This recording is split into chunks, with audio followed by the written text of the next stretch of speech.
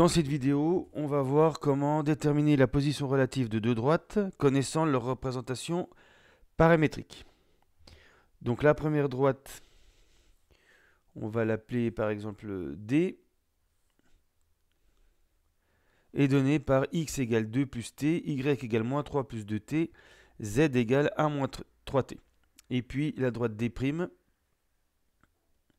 x égale moins 3 plus 2k, y égale moins k, z égale 1 plus 4k. K décrivant R. Dans ce genre d'exercice, il est important d'avoir deux paramètres différents. On va voir pourquoi dans la résolution. Donc je vous laisse réfléchir et je vous donne la correction. Alors, deux droites dans l'espace sont soit coplanaires, donc soit parallèles, soit séquentes. Donc c'est les deux cas où elles sont coplanaires, soit elles ne sont pas coplanaires, donc ni séquentes ni parallèles.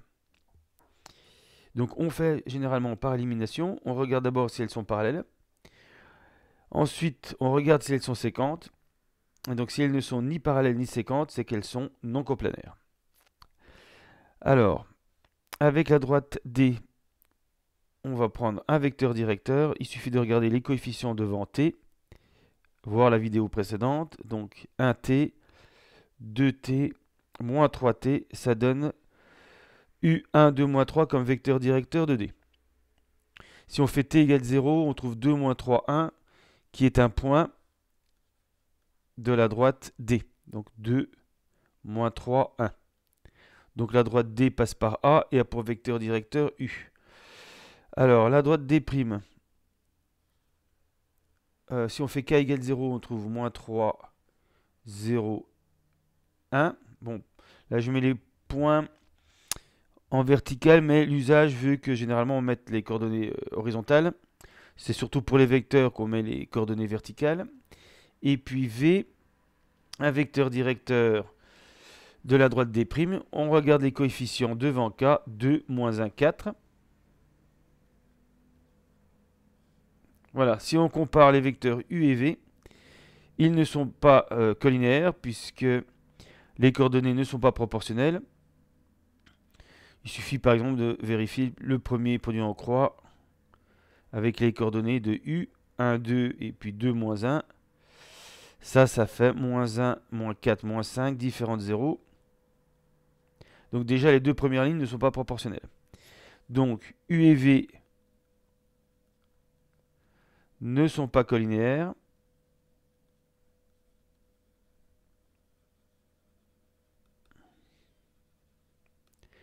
Donc D et D' ne sont pas parallèles. Voilà, donc dans un deuxième temps, on va regarder si elles sont séquentes. Alors, si les droites sont séquentes, c'est qu'il existe un point M de coordonnées x, y, z qui appartient à la fois à D et à D'. Donc, ça veut dire qu'il existe un réel t tel que x égale 2 plus t moins 3 plus 2t, 1 moins 3t, et un réel k tel que x égale moins 3 plus 2k, y égale moins k, z égale 1 plus 4k.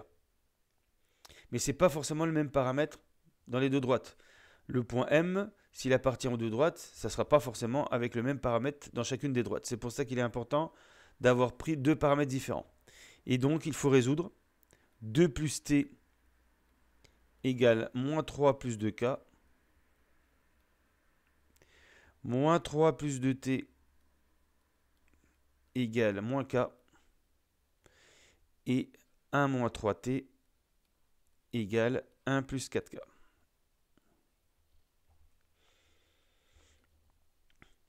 Voilà, ce qui équivaut. Alors on va essayer de regrouper de façon habituelle. Ici, 2k moins t égale 5. 2k moins t égale 5. Voilà. Je vais mettre donc les 2t plus k égale 3. Donc k plus 2t égale 3. Et ici, ça va donner 4k plus 3t égale 0.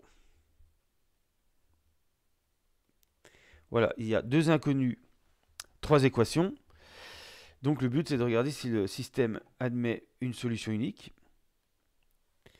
Donc la méthode, même si on pourrait partir de la dernière, on regarde les deux premières équations, on résout le système, et on regarde si la troisième ligne est cohérente avec les solutions qu'on a trouvées avec les deux premières équations. Donc ici, alors, comme là j'ai 2t et là moins t, je vais multiplier la première par 2. Ça fait 4k moins 2t égale 10. K plus 2t égale 3. 4k plus 3t égale 0.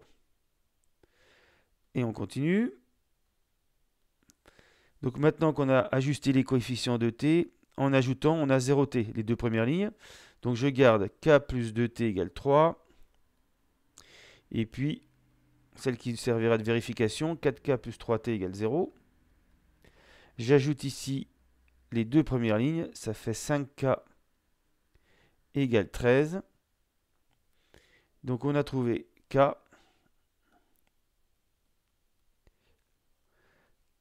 égale 13 cinquièmes.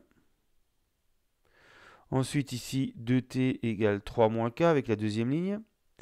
Donc 15 moins, ça fait 2 cinquièmes. Et donc t égale 1 cinquième. Avec la deuxième ligne, on trouve t égale 1 cinquième. Est-ce qu'on a 4 fois donc 13 cinquièmes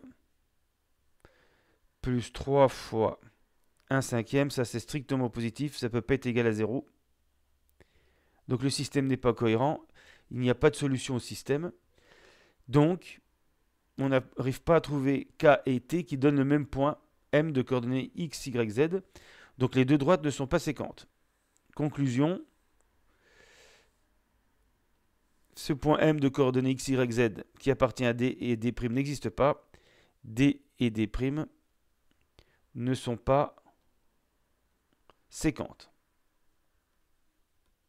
Si on avait trouvé une solution au système, on trouvait un point d'intersection unique. Et donc on aurait pu dire que les deux droites étaient séquentes. Donc les deux droites ne sont ni parallèles ni séquentes. Donc D et D' ne sont pas coplanaires. Donc voilà la méthode générale pour étudier la position relative de deux droites dans l'espace.